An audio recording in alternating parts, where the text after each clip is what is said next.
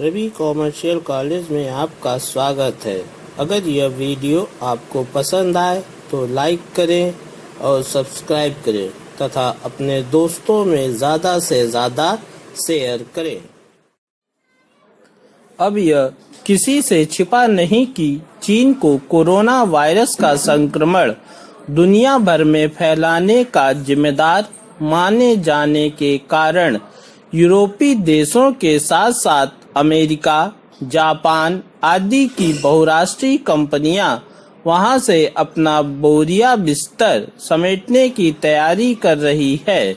इसे भारत अपने लिए एक अवसर के रूप में देख रहा है, लेकिन केवल इतने से बात नहीं बनने वाली कि केंद्रीय मंत्रियों के साथ साथ प्रधानमंत्री भी राज्यों को यह सलाह दें कि वे इन कंपनियों को अपने यहाँ लाने की कोशिश करें। आखिर इस कोशिश में खुद केंद्र सरकार क्यों नहीं जुटती?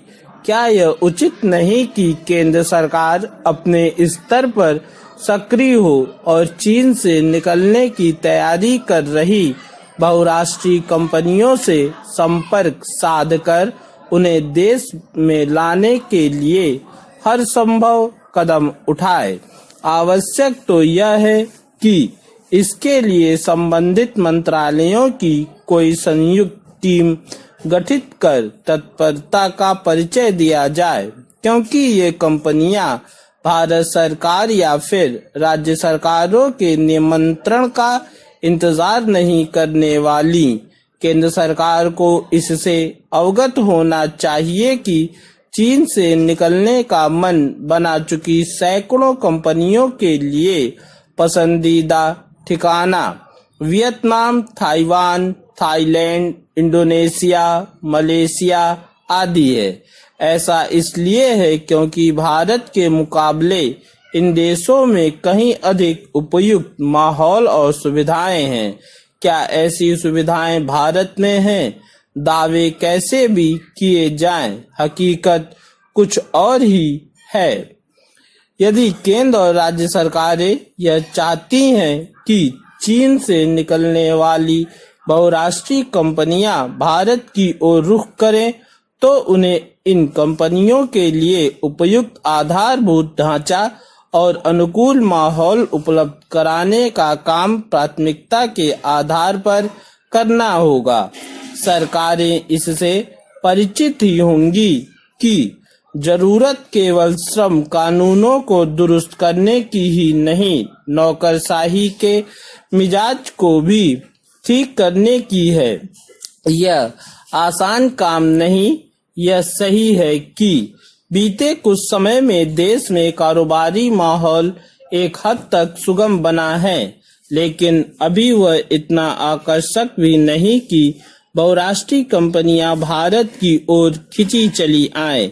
आखिर यह एक तथ्य है कि हाल में जिन बहुराष्ट्रीय कंपनियों ने चीन से अपने कारखाने हटाए हैं, उन्होंने वियतनाम अथवा ताइवान को तरजीह दी है।